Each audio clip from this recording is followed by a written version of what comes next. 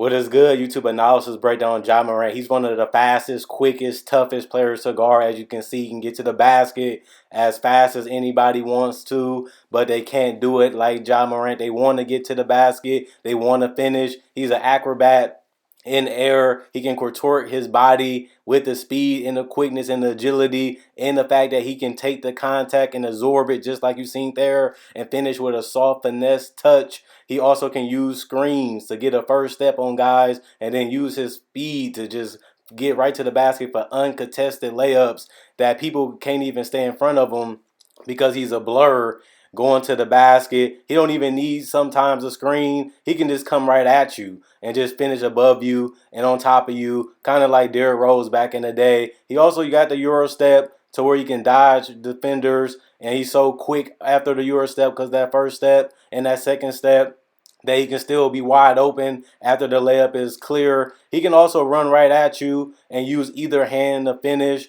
and he can get above the rim so he can dunk it, or he can lay it right into the basket so he doesn't miss that often. He can also come at you like he's going to dunk and then decide to just lay it in instead, which makes it tougher to figure out what he's going to do. And you see it right there.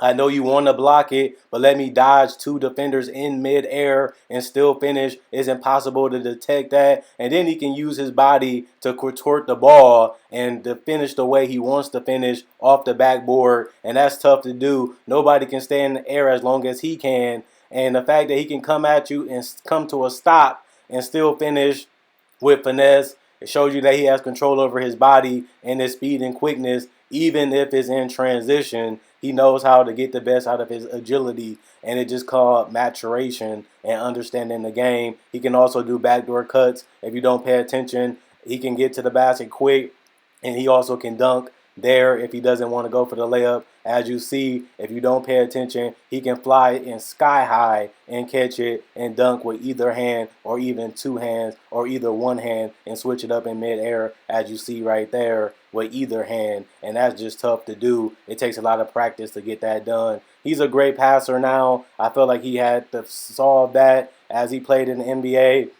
He can pass for alley-oops. He can also pass for cutters. He can pass for shooters. I feel like that's the thing that really makes him tough. You don't want to give him the paint, but you kind of have to give him the paint. And then he has the ability to pass out to the shooters, and they can just kill you from three. As their three-point shot has improved, he has found ways to get them open shots just by using his full force of going to the basket, and they just drop them in now so easily just because they're wide open, uncontested threes.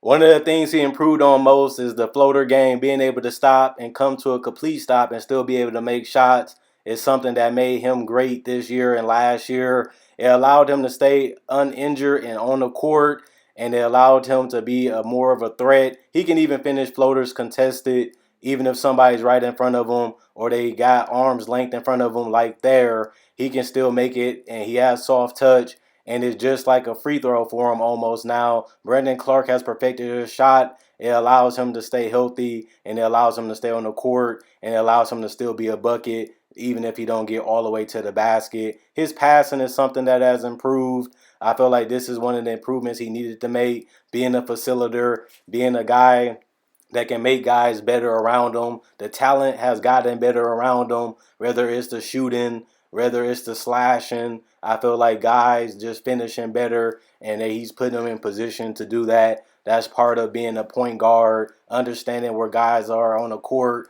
and allowing them to get easier opportunities, and it boosts their self-esteem and it boosts their confidence, allowing them to play harder and want to go to war more with you, and it builds camaraderie and chemistry on the court when you have guys that's looking to find you and looking to make your job easier, and it makes the crowd go crazy too, making them eccentric when they're on the court, and I think that that's a beautiful thing too. And the last part about his game that improved is his mid-range game. He's able to do this off the dribble now. If he don't have the floater, he has the pull-up mid-range. Guys will love for him to take this shot. They almost dare him to take this shot, and he's willing to do it because he put in the work. He knows that he's a threat going to the basket each and every time, and that's his easiest and best strength, to get the ball to the basket and finish. I feel like that's something that he has been dominant for. That's one of the reasons why he was drafted at number 2, because of his ability to get to the basket and finish with so much confidence and so much strength. But the mid-range game is something that he has added to his game, and now he's becoming respected a little bit more. So now they're wanting him to take the three, and now he's got to take that a little bit more in space and off the dribble. The more space they give you, the more easier it is to take your time and knock it down. And one thing I love about Ja, he's not shying away from these shots. He's getting in rhythm. He's taking his time. He's setting his feet, and he's knocking them down with confidence. That's how you improve as a shooter. That's how you get better as a shooter, and that's how you become a full all-around balanced player. There's no weaknesses in your game when you perfect your craft and work on your game. And I'm glad to see Ja Morant continue to do that. Is this guy is fearless, he's relentless, and there's nothing his mind that he can't do as long as he put his mind to it. So don't put a ceiling on your game.